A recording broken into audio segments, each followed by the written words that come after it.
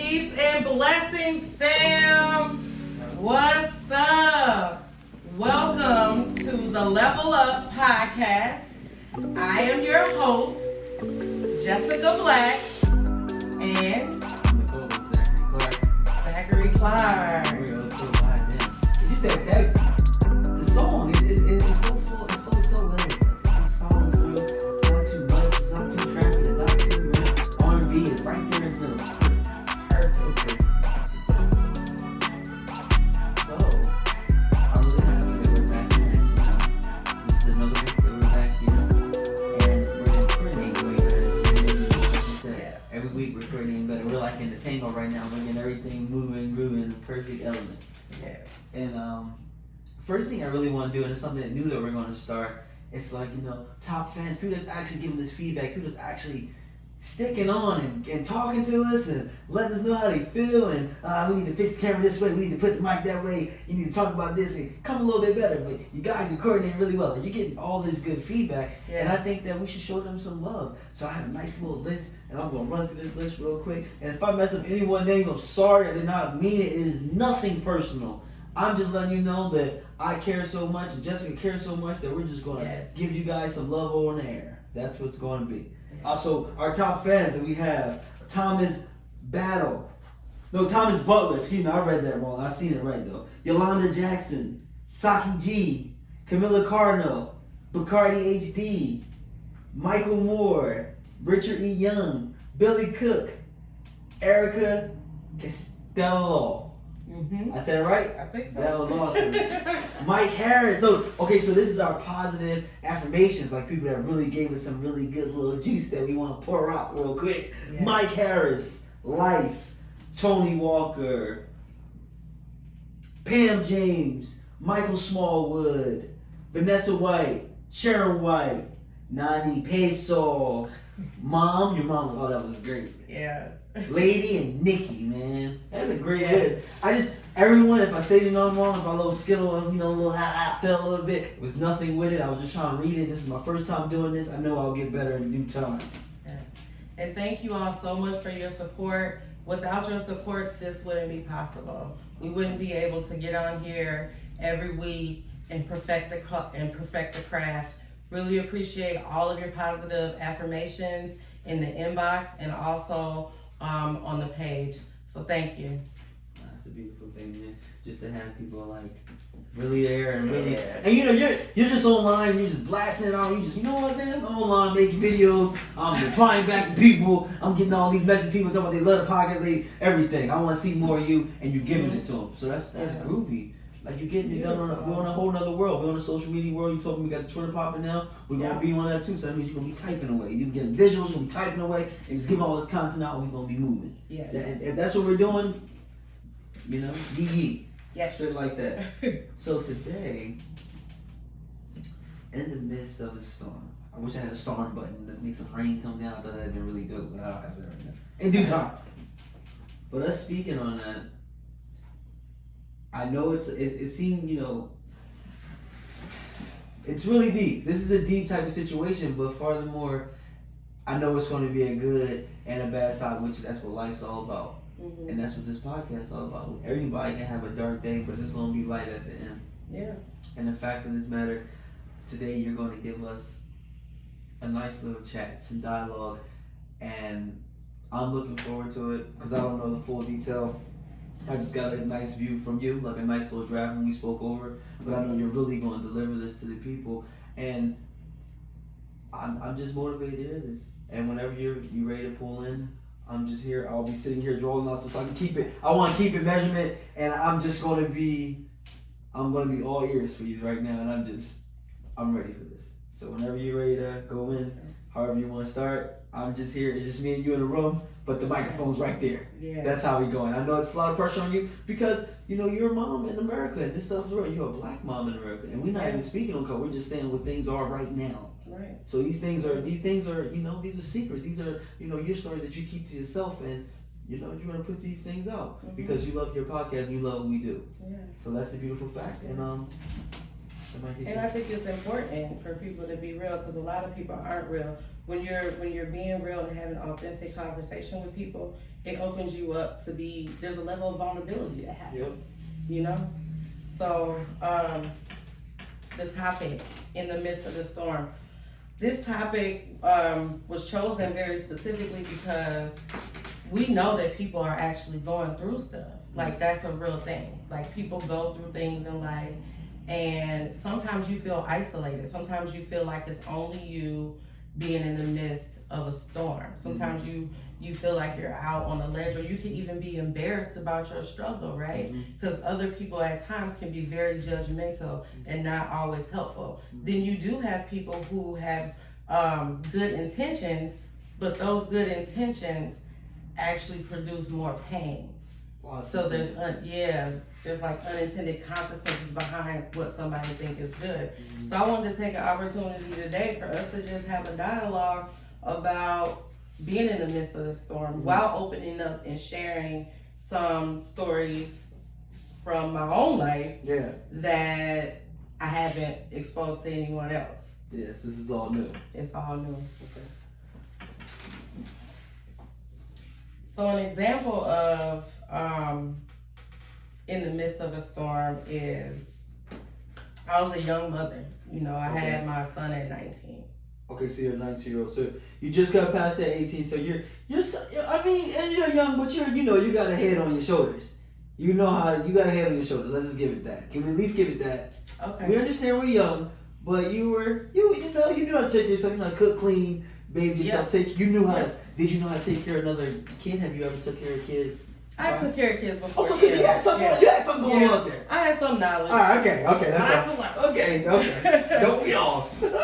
And so with that, like, to your point about I didn't know things, like, it was really important to me that because I had made a decision to do adult things, and that there was adult, consequences, which turned out to be a complete blessing because that's my son, I also felt the responsibility to take ownership for my responsibilities. So I did not want to leave my responsibility on my parents or or my family. That was important for me not to do.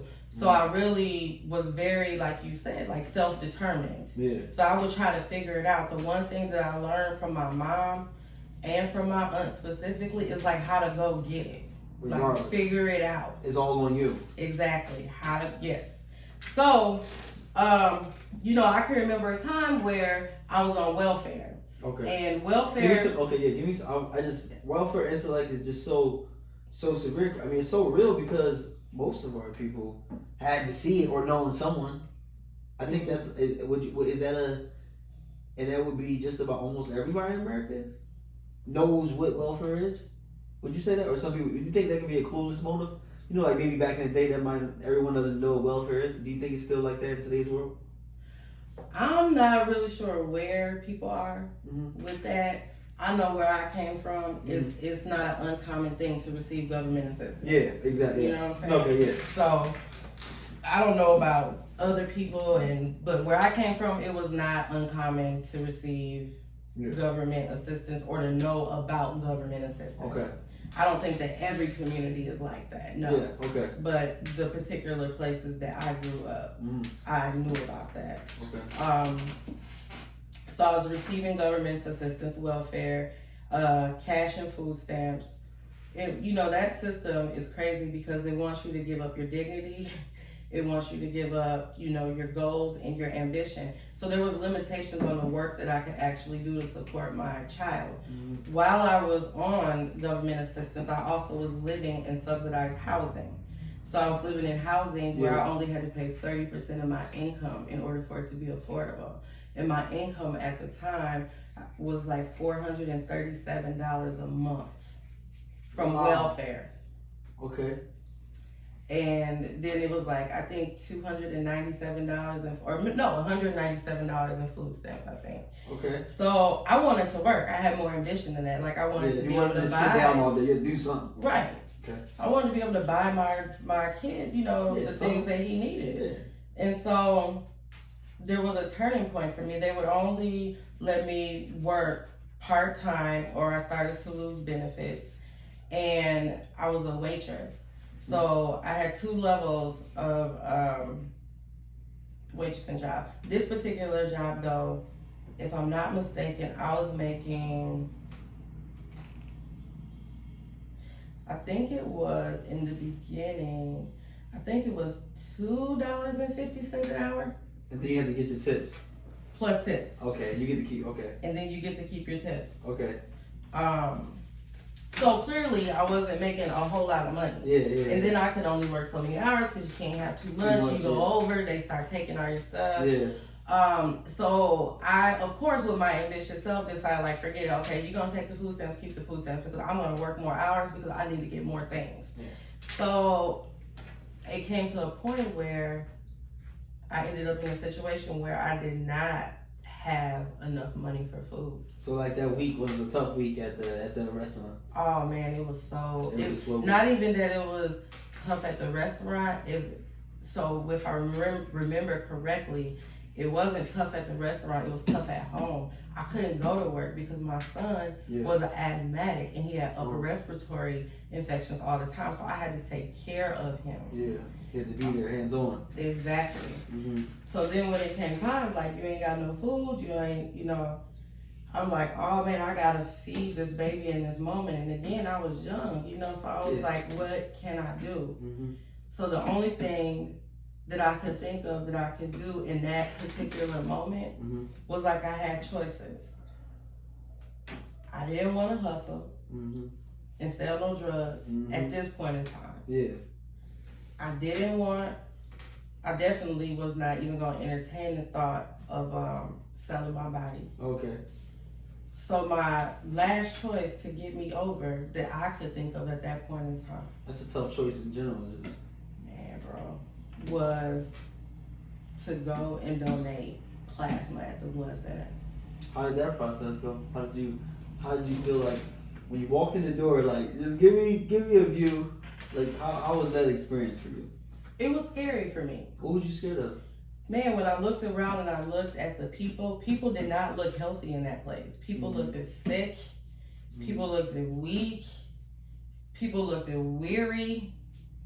And there was like a interview, like a clinic interview you had to go through. Like, I was nervous. Like, it was nothing but the willpower in me that made me push forward. Because I wanted to walk out, and then, I had questions. They hook you up to this machine.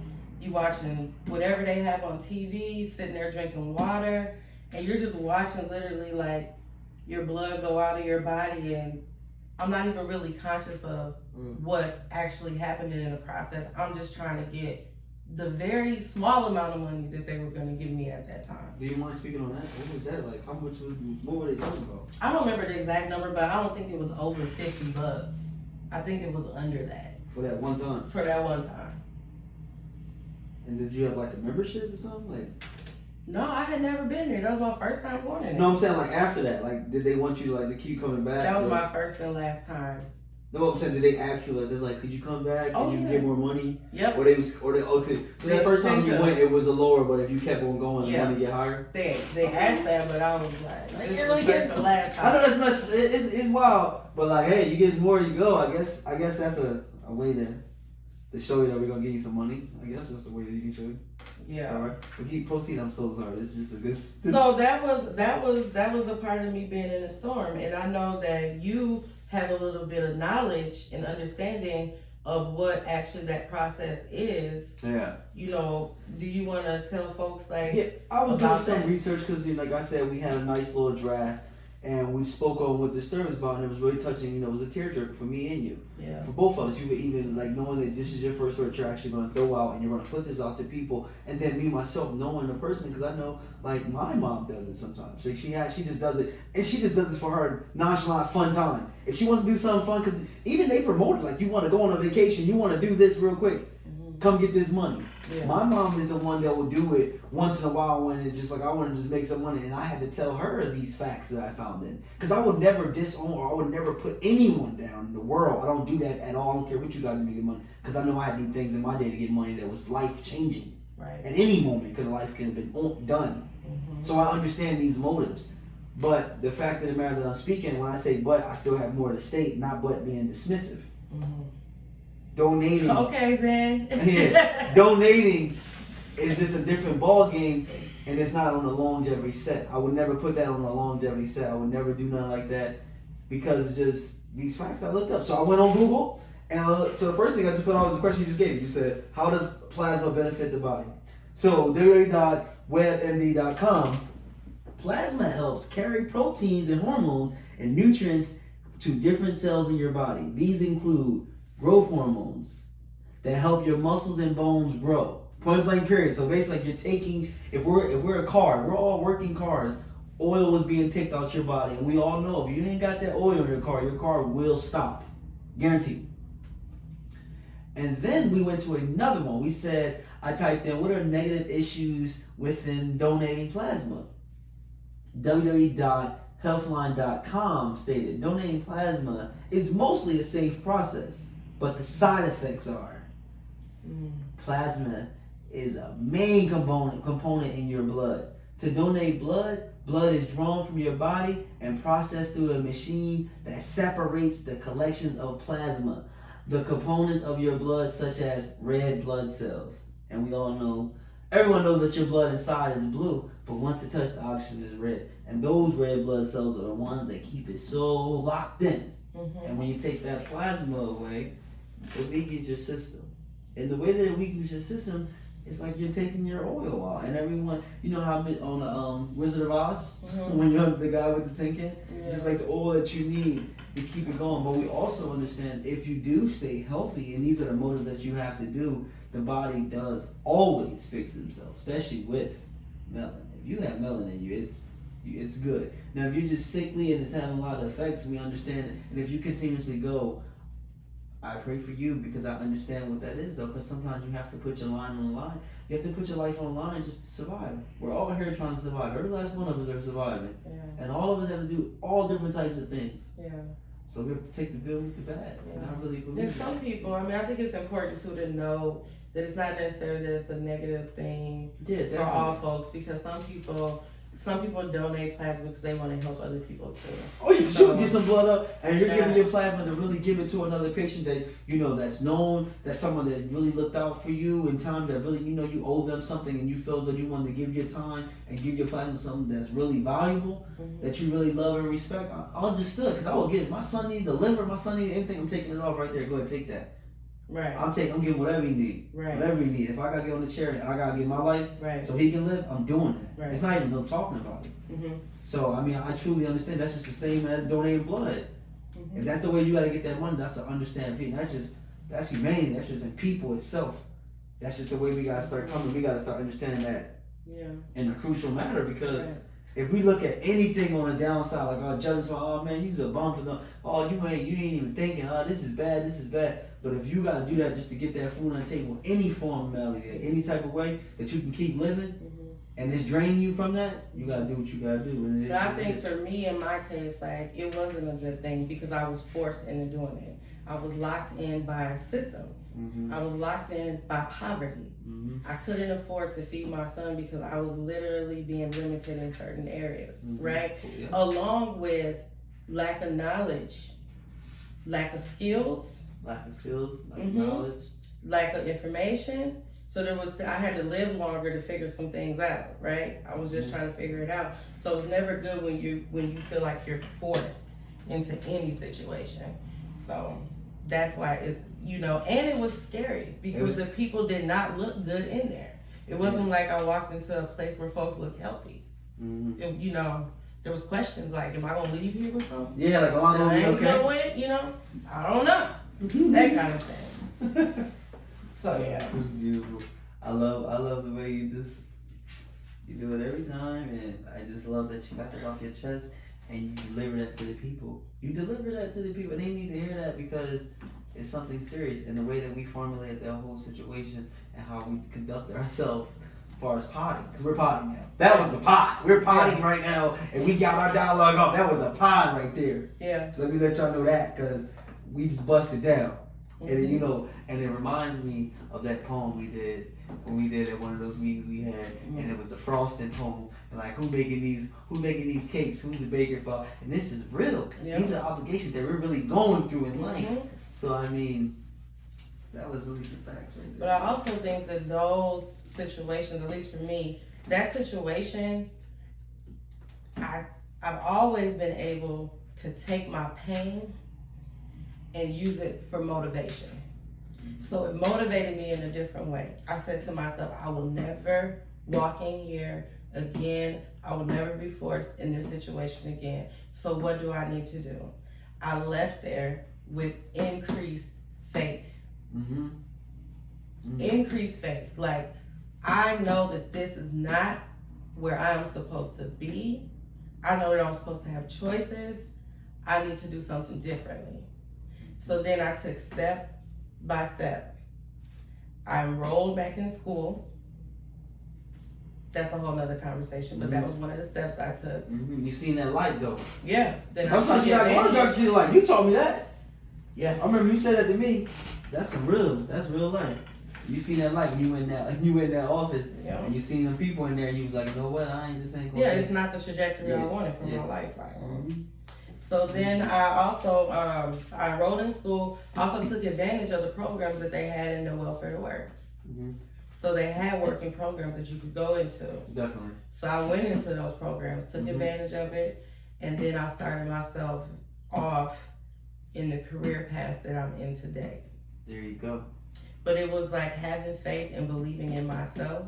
I had to believe in myself. I couldn't depend on somebody else to root on for me. I had to be my own cheerleader. I had to be the person that sparked and ignited my fire to move. And then folks could rally around me and support me. But if I had an unwillingness at a particular point in time in my life, nobody can force you to do anything. They can't. You know what I'm saying? You have to have a willingness to do it, and then you have to have faith. You have to believe in the things that are not seen. When I walked out of that blood bank, I didn't necessarily see where I was gonna grow to the 5 years after that, 10 years after that, 6 months after that, or a year after that. But I knew in my heart, this is not what I want to do. This is not where it belongs, and I know something's gonna shake. So then it was like action step, and there was highs and lows, right? There was days where it was like, okay, I gotta take this day by day. Then there was times where it was like, you know what, I gotta take this moment by moment. And there was days where it was like, okay, I only got this little bit of food. I'm gonna make sure I feed my baby. I'm not gonna eat, but I'm not going back there. I ain't going back there. Exactly. We're gonna have a smaller meal. You know, we're gonna manage this right. You know, wake you up for real. Yeah. I just love that you just break it down so. Right. You break it down real good, and it really links up real well. So I really like how we did that, and it put us in a nice soft place. It put us in a nice soft place, and we need that, and we need to have episodes like that and really getting that content out because it's really the real. Right. It's coming from the heart. Yeah. These things are really coming from the heart right now. We escalating that out. We putting these vibes out there. Right. These vibes is real, man. This is real, and I really we do this well every time, and I hate that I have to like introduce the closing. But like when we talk about the closing and you really get on it, it's just like I like to warm you up a little bit because your closing game is phenomenal. Like the way you close out on it and you really do it, it really be on high blessings. Like you know how to really close it out, and so just give us that whenever you ready. Because I know you got a lot going on. I want you to breathe a little bit. Take a couple breathes. It's all right. They know we here. I know we here. We here. Yeah. Take a couple breathes and we're gonna go back in motion. So we close it. So first I would like to say thank you, and you're amazing also. I really liked how we paused and implemented facts. That was great. That might be something we should explore. Every week, about to do that. Like, yeah, we got a little fact right here, facts. Yes. Bust that down. And then in closing, what I would say is that your start is not your finish. It never is.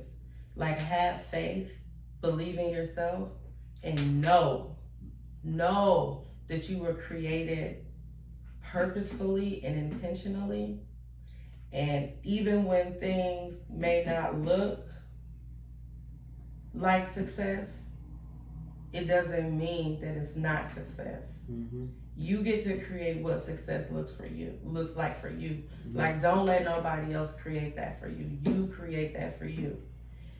And just believe, like, you can come out of anything. Mm-hmm. You can come out of anything. There were so many people who said to me, you ain't gonna be nothing. And they really believed that. But every time they said it to me, instead of me breaking myself with my self-confidence and my self-esteem, I've always been a fighter. It just depends on how you want to fight. If you wanted to fight physically back in the day, I ain't had no problem with that. Very quick. You know, I learned something new when I got older. I don't have to fight you. I can outthink you. Let's go. I can think my way. Golly, you do it every time. You do it. And with Level Up podcast. Jessika Black, co-host Zachary Clark. Have a good day. Bless. Great job.